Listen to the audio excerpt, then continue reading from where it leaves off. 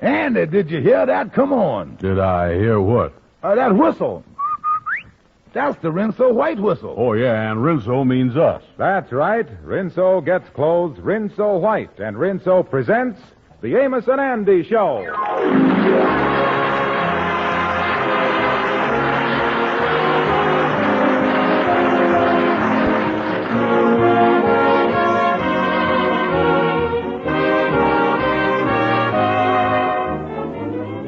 Just about this time every year, I try to remember the New Year's resolutions I made last January. And if I can remember 1 out of 10, I feel like I'm doing fine.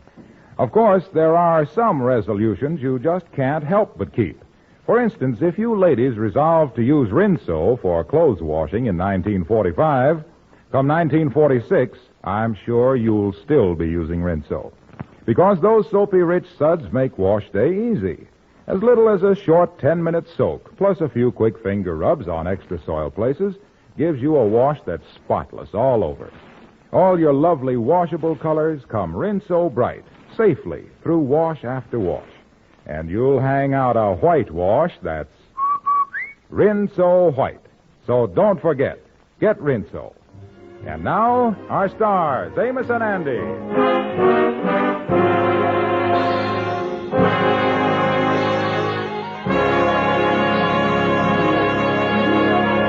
Well, it's almost New Year's Eve, and the big event in Harlem is the New Year's Eve party to be given by the socially exclusive Charles Jackson family. At the moment, we find Andrew H. Brown in his office, telling his secretary, Miss Blue, why he knows he will be the only one among his friends to be invited to this smart affair. You know, Miss Blue, it's a shame that I ain't going to spend New Year's Eve with my friends this year. But I is the high society type, and Charles Jackson's only wants them kind of peoples at the party, you know. Mr. Brown, is it Charles Jackson's really society people? Oh, sure, they is ritzy, all right. You know, they is the only family in Harlem that's got a cook and an upstairs maid. Upstairs maid? Yeah. Of course, I guess the downstairs must get pretty dirty, huh? It must be almost wonderful to be invited to a real society party and get a beautiful engraved invitation. Invitation, yeah. Well, to tell you the truth, that's what I'm waiting for. Mine ain't come yet. Well, if you ain't got your invitation yet, how you know you is invited? Oh, I'll be invited, don't worry. You see, I done took the Jackson's daughter, Camellia, out a couple times, and they got to invite their daughter's boyfriend, you know. That's right, I guess. Oh, sure. I showed her a swell time on 2 different nights. Why, the last time I took her out, my bill come to over $6. It did? Yeah. I wonder how much hers come to. Well, Mr. Brown, you mean to say you didn't pay her bill, too? Well, being a rich gal, she say something about a Dutch treat. You know, she likes me all right. By the way, when is the morning mail due? Maybe my Graves invitation will be in that. The morning mail come 2 hours ago. There was nothing in it but a bill from your tailor for turning the lapels around on your suit. We only get one more mail before New Year's, and that ought to be here in a little while. Yeah, well, that's the mail that the invite will be in, all right. No question about that. I showed that. Wait a minute. Here come Amos. Well, I'm going in the back office and finish my work. Yeah, okay. Well, how is it there, son? Hello, Amos. Hello. Yeah, well, Andy, I just dropped in to find out what you're doing New Year's Eve. I thought maybe you'd like to go with me and Ruby over Now, wait a minute, Amos. Wait a minute. Huh? I is sorry that I ain't spending New Year's Eve with none of my old friends this year. Oh. This'll be the first time I ever missed a New Year's Eve with you. But, Amos, I is going to a very exclusive party. Only the very high society types like me is going. Oh, well, I'm glad you're going to a high-class party, Andy. Me and Ruby figured that maybe you was invited to the same place we was, so we could all go together. Well, look, Amos, I is sorry, but let's face the thing. Yeah. You was a good enough guy, but we just don't revolve around in the same social circles, that's all. Yeah. By the way, where's you invited to? Oh, I don't guess it'll be very exciting. Me and Ruby are going to a little get-together over at the Charles Jackson. Yeah, well, it's too bad that we can't all... Where'd you say? The Charles Jackson. But that's where I was going. Is you sure you was invited? Well, I guess so, Andy. They sent us an invitation. Yeah, well, I guess they invited you because they want you because you was a friend of mine. Yeah. Yeah, they figured I wanted it that way, yeah. You know, doing me a favor. Oh, yeah. You say you got your invitation already? Oh, yeah. I got it right here in my pocket. Here it is, engraved and everything. Yeah. Pretty, ain't it? Excuse me, Amos, excuse me. What do you see outside? Oh, yeah, I thought I seen the mailman across the street, but ain't him. Well, Amos, I guess I'll see you at the Jackson party then. Right now, I got to get over to Shorty's barber shop and start getting fixed up for the affair.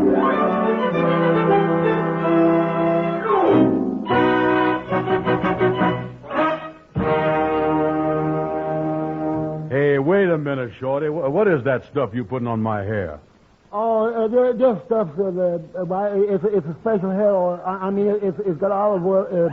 It's a pomade that you put. It's imported hair gel that you make. Just plain lard.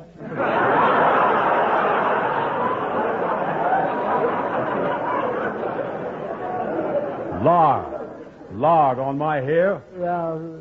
How much is that costing me? 15 cents and 2 red points.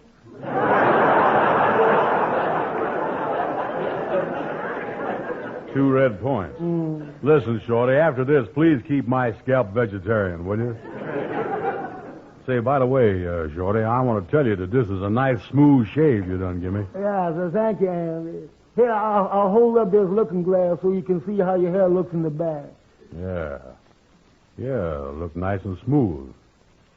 Yeah, that's the best. Hey, wait a minute, Shorty. Wait a minute. The way you got that looking glass held up there, I was looking at the back of your head. You will? Yeah. How do it look back there? Well, never mind how you look. The important thing is how I look. I was going to the richest New Year's Eve party in town. Real society stuff. Oh, you will? Yeah. That's nice, all right. Yeah, I ain't got my invitation yet, but I know I was going to get it. Too bad, too, that my friends can't be invited to a high-class party like this one. Yeah, it's bad, all right. You know something? I sure sorry we can't be together New Year's Eve, Andy. Yeah, me too, Shorty. But that's how it goes when you was high society type like I is. By the way, where's you invited to go New Year's Eve? Oh, I ain't going no place special. I thought I'd stay at home.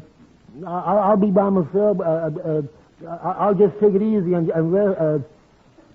I'm going to the Charles Jackson party.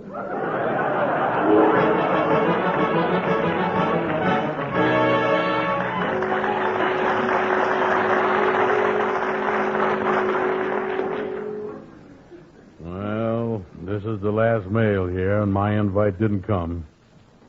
Oh, me. This is going to be some New Year's Eve for me, all right. Well... Hello there, Miss Andy. Oh, hello, Lightning. Hello. What's the matter, Miss Andy? How come you look so down in the dumps? Oh, Lightning, I was regusted. I takes Camellia Jackson out and shows her a big time, and then her mama don't send me no invite to their New Year's Eve party. Maybe the Jacksons don't approve of you for that daughter. Oh, you're crazy. Certainly they approve of me. Outside of the fact that I ain't got a job and ain't got no money in the bank, I was the most legible bachelor in town. Well, some parents is very stuck up that way. They don't want to see their daughter starve. Yeah, you're right, Lightning. They must be peculiar people. I wouldn't feel too bad about them, Miss Andy. The Jacksons is very exclusive, and a lot of people wasn't invited, I guess. Yeah, you're right. Besides, old pal, now me and you can spend New Year's Eve together. Yeah, so we could, except for one thing. Yeah, what's that? Me and my wife was invited to the Charles Jackson party. Yeah. Well, so long, Lightning. I'm going over to see the Kingfish. Look like he's the only one left that I can spend New Year's Eve with.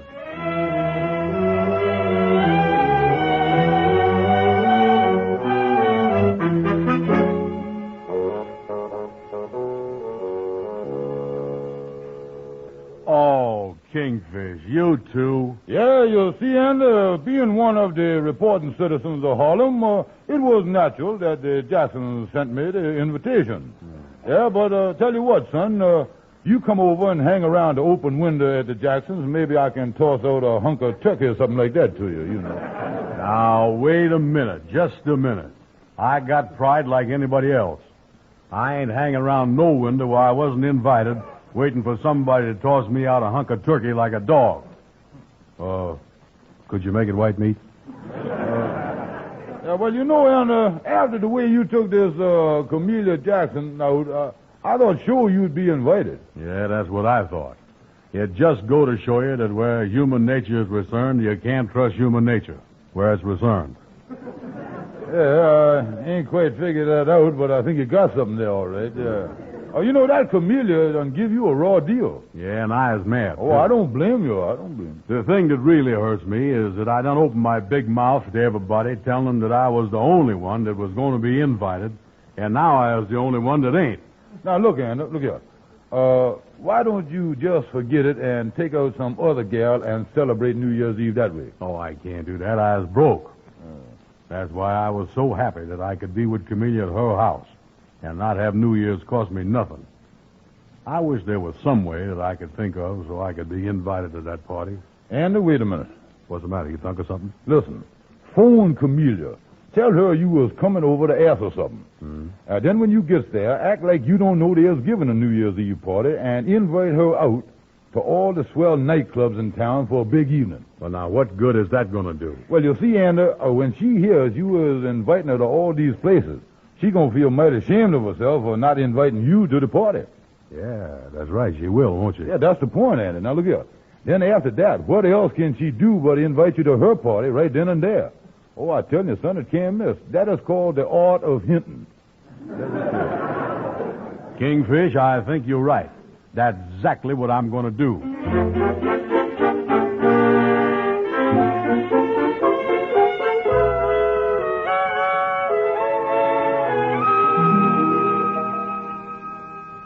Oh, Camellia, dear. What is it, Mama? Oh, Camellia, a terrible thing has happened, and I feel just awful about it. Why, what happened? Why, I just went over the invitation list again, and of all people, I forgot to send one to your boyfriend, Andy Brown. Oh, don't worry about it, Mama. Andy phoned, and he'll be here any minute. I can ask him then. Oh, that's fine. I'm certainly glad I discovered it before it was too late. Oh, that must be Andy now, Mama. I'll let him in. Well, say hello to him for me, Camellia. I still have so much to do before the party. All right, Mama. Hello, Andy. Come in. Hello, Camellia. Gee, it's good to see you, Andy. Look, Camellia, I come over to ask you something. I got something to ask you, too. Yeah, well, I'll ask you mine now. Listen, Camellia, how about going out with me New Year's Eve to about 3 of the biggest nightclubs in Harlem? We'll really have a big time. Oh, Andy, I'd love to. Yeah, well, I'm sorry you can't on account of you got it. What'd you say? I said I'd love to. You know, I was just about to ask you to come to the party my folks are giving. But what's an old party at home compared to the New Year's Eve you've got planned? Yeah, but, Camellia, don't you think on second thought there, you folks might not like you not being at your own party? Oh, no, they won't mind. Oh, well, I couldn't do that. No. I'll cancel my reservations at the nightclubs, and I'll come to your party. Andy, don't be silly. It's all settled. Now, I'm going to you on your New Year's Eve. Yeah. Well, anyway, I'm certainly glad there's a new year coming. It's got to have less trouble for me to get into than this one did.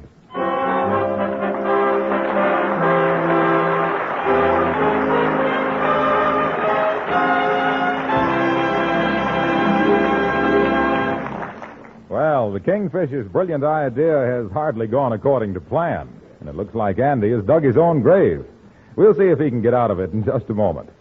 Say, folks, remember the visitor I had last New Year's? Yes, of course they remember. Nobody can forget me. Yeah, that's right. He said, hey, wait a minute. Who are you? You know who I am. I am Father Time. I'm on my way out, but not until I check up on you, Wilcox. Remember that woman in Peoria, Illinois? You mean the one who used to run her washer for nearly an hour at a time? Well, look, Spirit, I told her about Rinso. Now she knows it takes as little as a 5-minute run per load to get clothes Rinso white. Don't haunt me, Spirit, please. Well, what about that woman over in Asheville, North Carolina? The one who used to wear herself out scrubbing every wash day. Scrub. I told her about Rinso, too. Now she lets Rinso's Soapy Rich Suds soak her clothes clean. Good, Wilcox, good. Just one more little matter. Did you ever speak to that lady in St. Louis, Missouri? About doing the dishes with Rinso, you mean? Oh, sure. She's been using Rinso. She says dishwashing is a snap. Fine. Keep up the good work, Wilcox. You'll be hearing from me next year. Friends, help me to have a good report next time, will you? Get Rinso. And now, back to the Amos and Andy Show.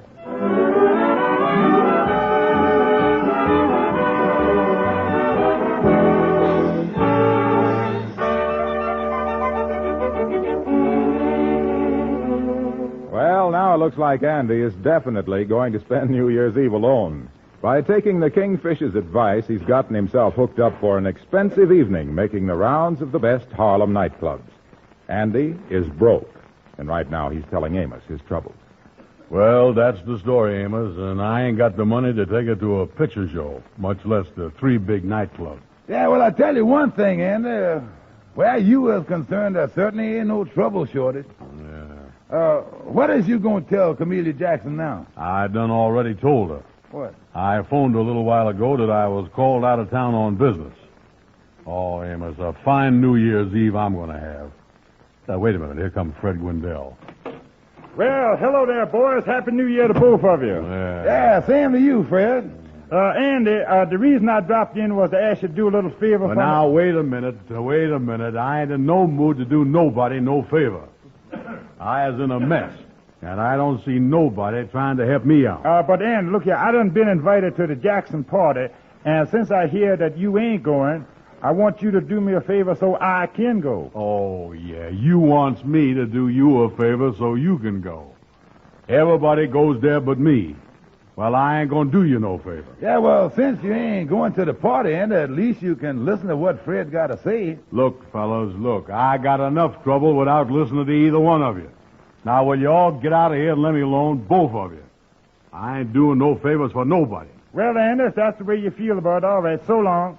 Wait a minute. I'll go with you, Fred. I got to drive by and pick up the woman that's going to stay with our children so Ruby and me can go to the party tonight. Well, so long, Andy. Sorry you feel like you do, but so long. They're sorry that I feel like I do. They all get invited to the party. But I is alone. And it's almost New Year's Eve, too. Hello there, Andy. Well, Reverend Johnson, come in. Yeah, thank you. Didn't see you at church this morning, Andy. Yeah, well, I've been pretty busy today, Reverend Johnson. I'll be there next week, though. Yes, I can understand about people being busy. Yes, a lot of our friends are busy preparing for the new year. Yes, sir, that's right. That's exactly what I've been doing, yes, sir. You know, Andy, preparing for the new year in the right way is just as important as coming to church. Maybe in some cases even more important. It is, huh?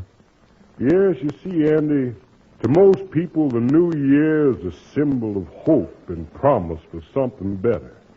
It's the opportunity to erase the mistakes of the past, to make new friendships and to strengthen the old ones. But deeper than that, Andy, the hour of 12, that line between the old year and the new, is actually a horizon beyond which all hope for a better world. Yeah, you're right, yes, sir. We're all hoping to find a better world, all right. But that's a mistake, Andy. Finding implies luck, chance. We don't find a better world. we make a better world. We does? How do we make it? Why, by doing things for other people.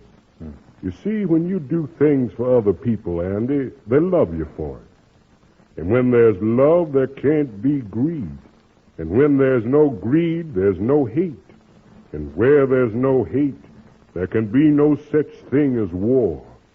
And that, Andy, is a better world. Reverend Johnson, you mean that if I do's another fella a favor, someday it'll come back to me? Is that what you mean? 1,000-fold. Remember these words, my son. Cast thy bread upon the waters. Cast thy bread. Say, Reverend, I just remember a favor I refused to do for a friend. I'm going out and do it right now, you know it? I'm glad, Andy.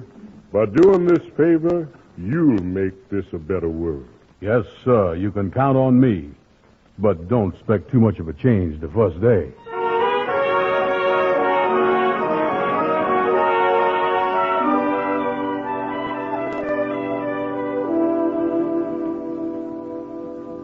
Fred, in other words, when you was over there and asked me to do a favor for you, you know, I was a little short with you there. My mind was on something else, and I think that I give you kind of a short answer. Well, Andy, sure is nice of you to come over here and tell me all that. In other words, you mean that you will do me the favor? Oh, sure I will, sure. Like Reverend Johnson say, cast a few crumbs of bread on the waters and you get back loaves of bread. Now, what you want me to do for you, Fred? Well, now, look here, Andy. Here's what I want you to do, and I sure will appreciate it, too. Yeah. You know, I am doing a lot of jobs over at the newspaper there, and one of my jobs is the society reporter. Yeah, I know that. And I got some work to do tonight. But if you could do it for me, you see, that would make it so I could go to the Jackson party. Oh, sure, Fred. I'll be glad to do it for you. What you want me to do? Well, now, look here. Here's exactly what I'm going to ask you to do. I'm supposed to make the rounds of the best Harlem nightclubs and get the names of the prominent guests spending New Year's Eve at these clubs, you see. I makes the rounds of the best Harlem nightclubs, you say? Yeah, that's right, Anna. That's exactly right. And the head waiter in each one of them will give you a list of all the guests there, you see. Now, here's a press pass that will admit you and one friend to all of them. And by the way, and you being a representative of the press, the management of each nightclub will give you all your refreshments and food free of charge. That's what it do. Boy, that Reverend Johnson really knows his stuff, don't he?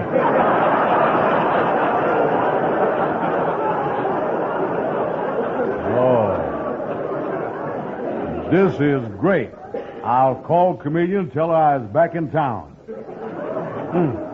That bread I cast on the water this time is coming back in the shape of a wedding cake.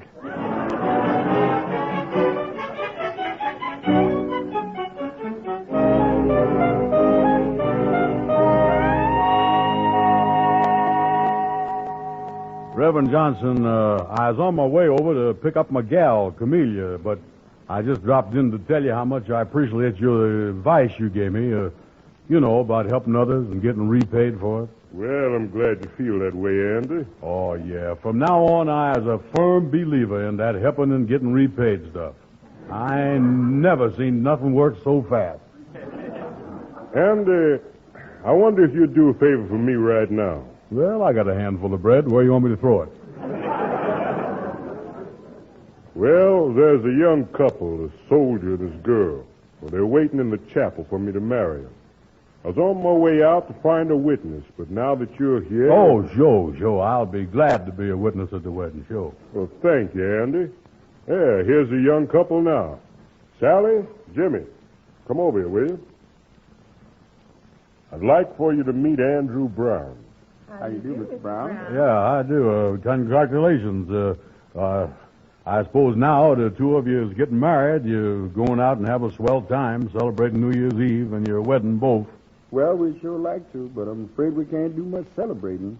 Getting married is taking about all the money we've got. You mean you two young people aren't going to celebrate your wedding? And on New Year's Eve, too? Well, you see, Reverend, the reason we is getting married so unexpectedly like this is because Jimmy's going overseas any day now. And we just got enough money left for me to get back home. Oh, well, that's a shame. You could afford to go out somewhere, though, could you? Well, I don't know, Andy. It's pretty expensive going out on New Year's Eve. Yeah, that is right. The cafes is charging... Say, wait a minute. I got an idea. Why couldn't I give the soldier and his gal here the press pass that... I wonder if I was overdoing this casting the bread stuff. Andy, what are you thinking about? Well, I was just thinking that I could give the bride and the groom, yeah, that'd help make a better world. Yeah. Look here, Jimmy. You and Sally is going to have a wonderful New Year's celebration for your wedding. Now, listen. Here's a press pass. Both of you go to the best places in Harlem, and it won't cost you a single cent because you get it all.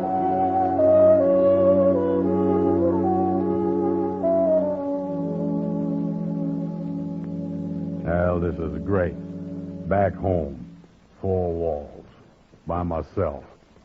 Had to go get soft-hearted and give that press pass away to them kids. I could be dancing with Camellia right now at some nightclub. This ain't a mess. I wish everybody'd let me alone. Come in. Well, hello there, Andy. Oh, Amos, what you doing here? I thought you and Ruby was at the Charles Jackson party. Well, we couldn't go, Andy. The woman that was supposed to stay with the children couldn't come, so me and Ruby stayed at home, and then Reverend Johnson dropped by, and he told us what you'd done and how you'd be all alone tonight. Yeah, I guess I was a sucker, spoiling my New Year's Eve for a couple of strange kids.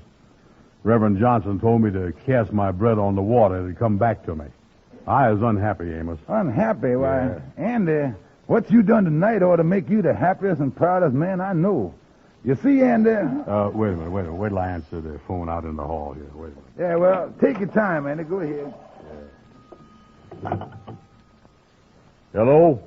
Andy, this is Fred Gwendell again. Oh, listen, Fred, I couldn't go to the nightclubs for you, but I got a friend of mine that's going, and he'll get you all of the names. Oh, that's great, Andy, because I was going to ask you to change your plans for me anyway. What you mean? Over at the newspaper, I take care of the theatrical news, too, you know. Yeah. Well, a girl that just got to town, and she's been invited to a big private party tonight, and I was wondering if you would go with her. You go right to the party. You'll have a swell time. Well, who is the gal? Hold your hat, Andy. It's Lena Horne. Lena Horne. She is the best-looking gal in the country. Yeah, well, now look here. Put on your best clothes. I'll meet you in front of your house with an automobile, and I'll take you over and introduce you. Okay, see you in 10 minutes. So long. Amos, that Reverend Johnson is as right as 2 rabbits. Oh, what happened? What happened? I done cast some crumbs of bread on the water, and somebody done sent me a bakery.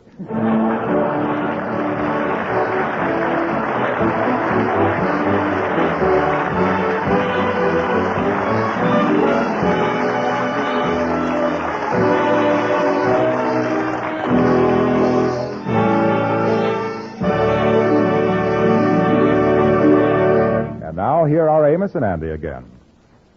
How do you do, folks? Hello, everybody. Well, Father Time is about to chop off another year. And before the year passes, we want to again tell you folks how much we really appreciate your friendship and loyalty, which you have shown us in the past.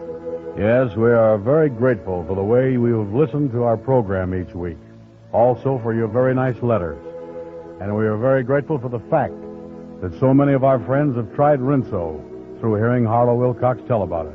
Yes, we feel particularly proud of that because we know you have found Rinso to be a great help to you. We're going to try to merit your continued friendship during the coming year by giving you the very best shows that we can possibly give. And now, from our hearts, we wish you a very happy New Year, hoping that 1945 will bring victory and happiness. That goes for me, too, folks. Good night, and Happy New Year.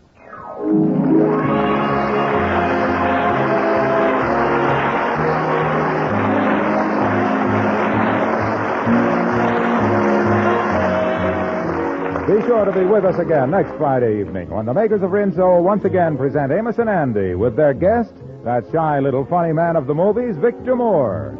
This program is broadcast to our armed forces everywhere. This is Harlow Wilcox. And before we say goodnight, here's an important announcement. You ladies are doing a swell job of saving used kitchen fats, but you've got to do more than just save them. You've got to turn them into your butcher regularly.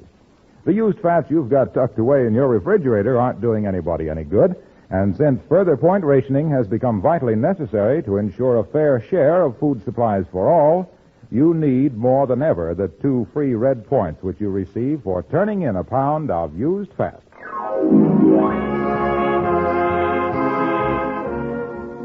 Say, listen, Burns and Allen fans, don't get left behind. Tune in on Mondays from now on. George and Gracie have changed their show time.